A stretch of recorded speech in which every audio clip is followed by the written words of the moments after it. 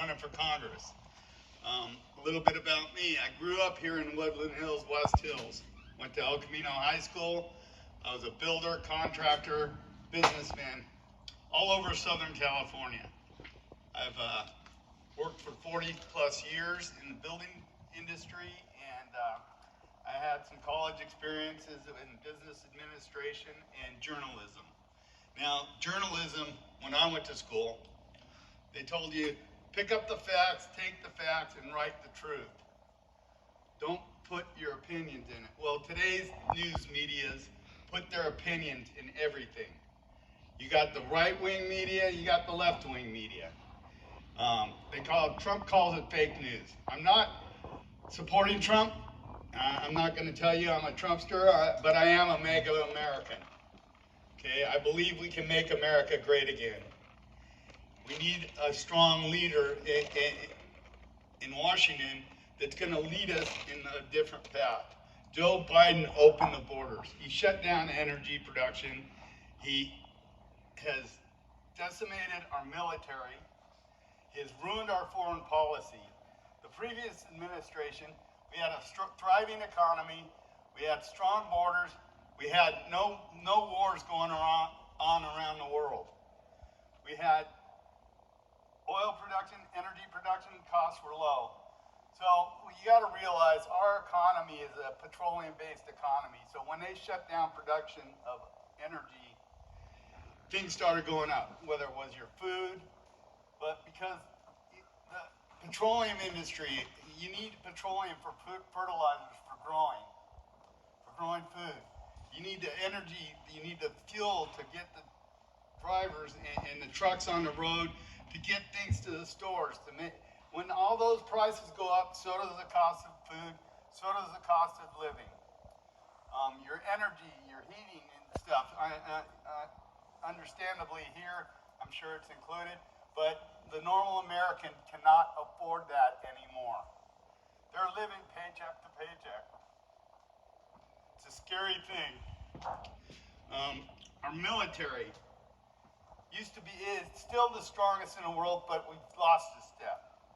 And it's because of the policies of this administration that has opened up to where they're introducing DEI into the military, into our military institutions. They're teaching them that gender transformations and other things that they're not teaching them how to be soldiers anymore. My son's in the military.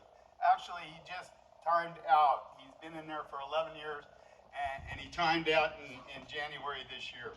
So he got an offer for a high-paying job because of his military experience, and he loved being in the military. He just got fed up with what was going on in the military, and that's happening all over. I'm working with another individual, Brianna, who was in the Air Force.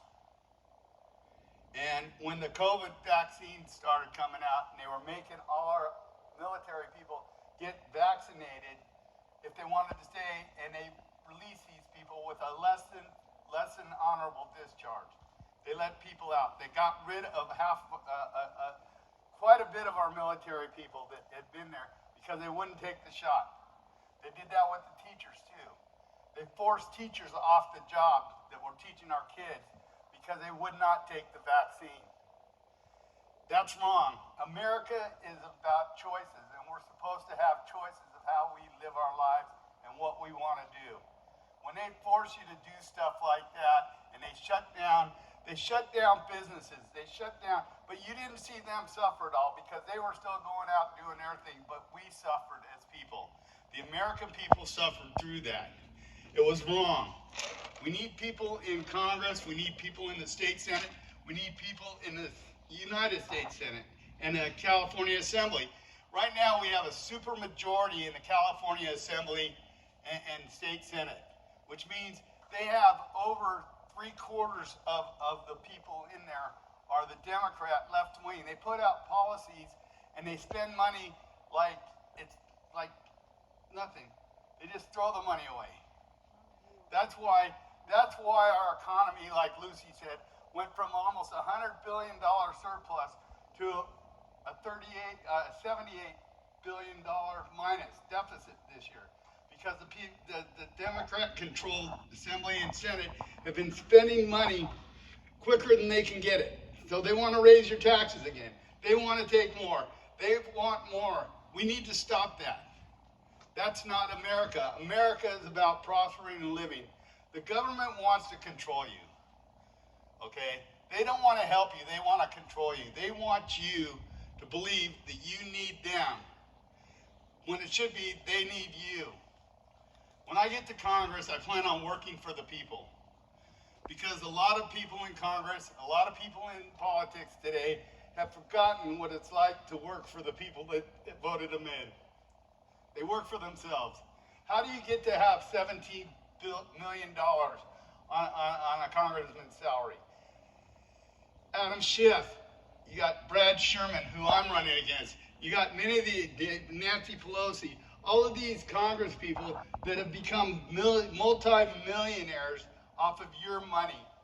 I was at an event last night and there was a guy talking, Jim McCauley, and he was talking how they take your money and do this, where if you had taken your money when you started and put it in your own savings account from the time you were young, you would be multi-millionaires now.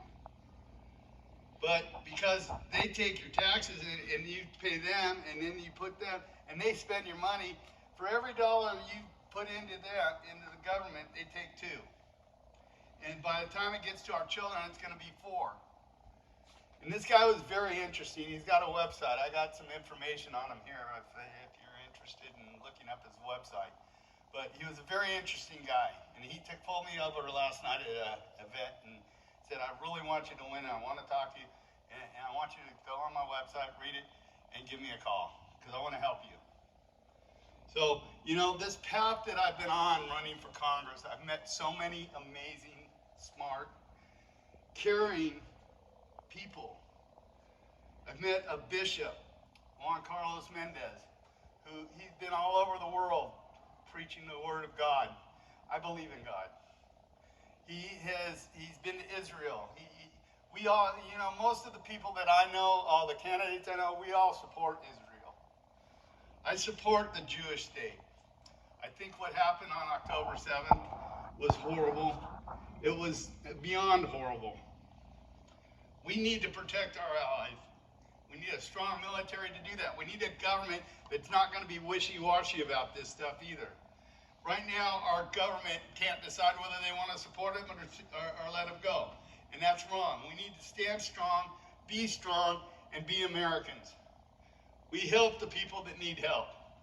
And being in America here, the first place to start is with our veterans. We need to help our veterans. So many veterans are homeless and have mental problems and things because we can't give it to them because we're giving it to illegal immigrants coming across the border now. They're kicking veterans out of homes and putting illegal immigrants in there instead of taking care of the people that served our country. That's just wrong. So when I get to Congress, I'm going to try to effect some change in all these places. I want to see the energy open up. I want to close the border. I want to support our military. I want to support our allies all over the world. And we need people with common sense who are going to make that. We need people that aren't going to spend your money wastefully on things that we don't need. We don't need EV cars. We need gas petroleum cars. Most of these EV cars are now that they have mandated, they can't even sell them anymore. They're not even giving them away. They can't even give them away now. Ford's lost, $8 billion last year on EV cars. They're breaking our country with their policies. We need people that are going to change that.